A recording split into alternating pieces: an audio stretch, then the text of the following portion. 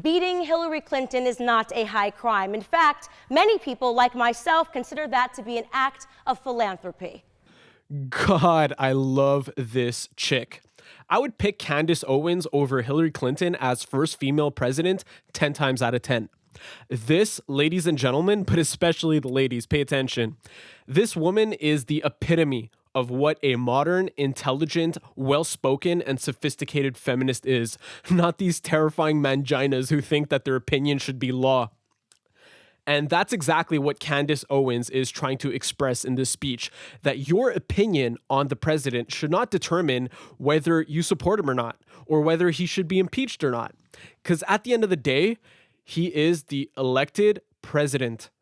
And as an American, it is your patriotic duty to understand him, his policies, and to educate yourself on what it is he is trying to accomplish while he is in office. Impeaching him over nothing proven is pretty much spitting on democracy. I think a lot of us can agree that democracy has created the most prosperity in the history of mankind. It has created freedom in the form of the Western world, where people are able to earn rather than to be forced in slavery or to have poverty imposed onto them. It created a place where my immigrant parents could escape poverty and come to a country where they could be free to work towards their success. Let's not forget this. We take for granted the rights we have, like freedom of speech and the American dream. But let's move to our friends in China for a second, or North Korea, where the government literally censors whatever they don't like and controls the population overtly to their face. Back to you, Candace. Of Russian collusion, the conspiracy theory that the Trump campaign had colluded with Vladimir Putin to influence the election results. Sadly, after 2 years of unfettered media propaganda, Democrats hero and special counsel lead prosecutor Robert Mueller ended the probe, concluding that there was absolutely no proof, zero, that any member of the Trump campaign colluded with Russia. The whole Russian debacle. The Democrats really tried to rub this one in. It's an egregious example of using well-timed propaganda to sway votes their way. There was not a single shred of proof to substantiate these claims, but that didn't matter, because all that mattered was that this stuff was on front page CNN while people are still deciding who they want to vote for.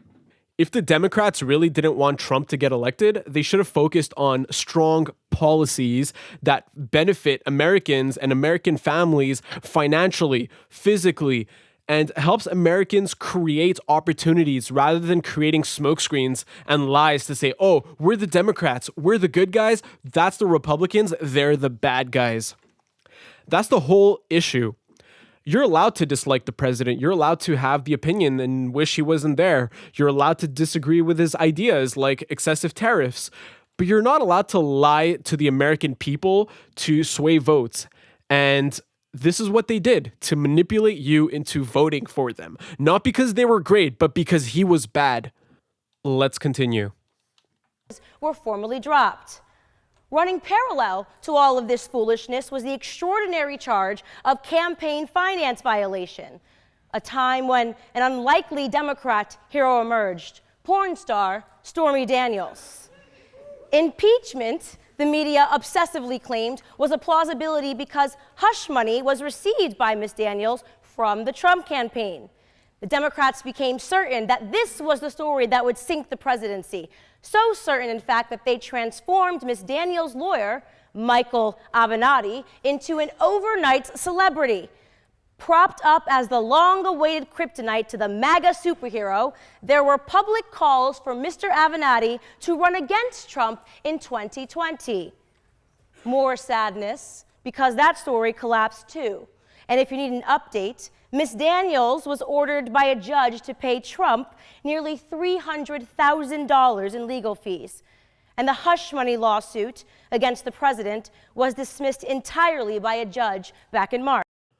Oh, and this crap too. Oh no, the president had an affair with an adult actress. First of all, this is his personal life. Who the big D, pun intended, chooses to fraternize with is his private affairs and should not even be a topic when it comes to politics because it is entirely irrelevant. The man is trying to use his business experience to make the country a better place for Americans, and people are saying, oh, but you slept with this person, so I'm not going to vote for you.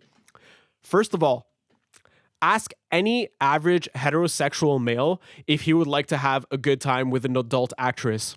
And I could confidently say that at least 80% of men would say, oh, hell yeah, sign me up.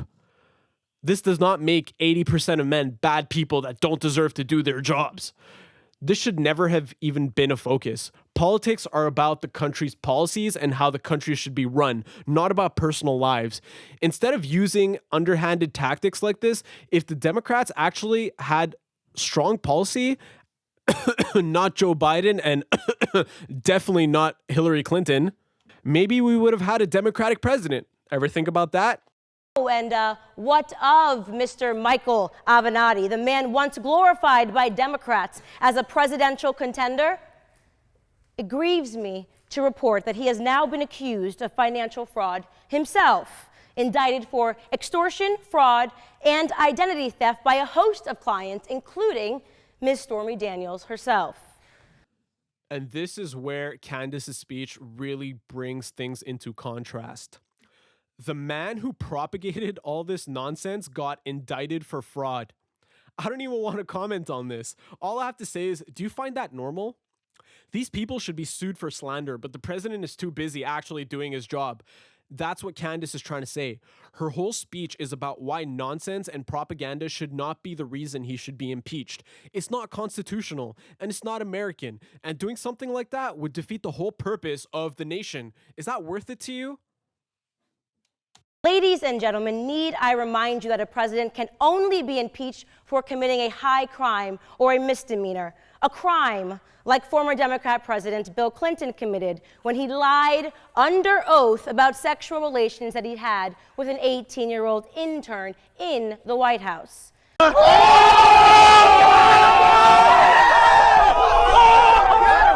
Thanks for watching my video, guys.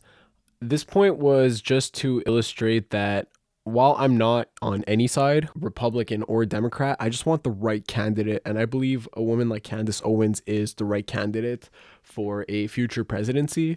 If you like the content, guys, make sure to like, subscribe, and hit the notification bell. And I'm going to release more content, not just about politics, but about different issues that we face in society that don't really get enough media attention because they'd rather have your attention somewhere else. So if you guys like this kind of content, I'd love for you guys to join my channel and be a part of the Awaken the Nation movement.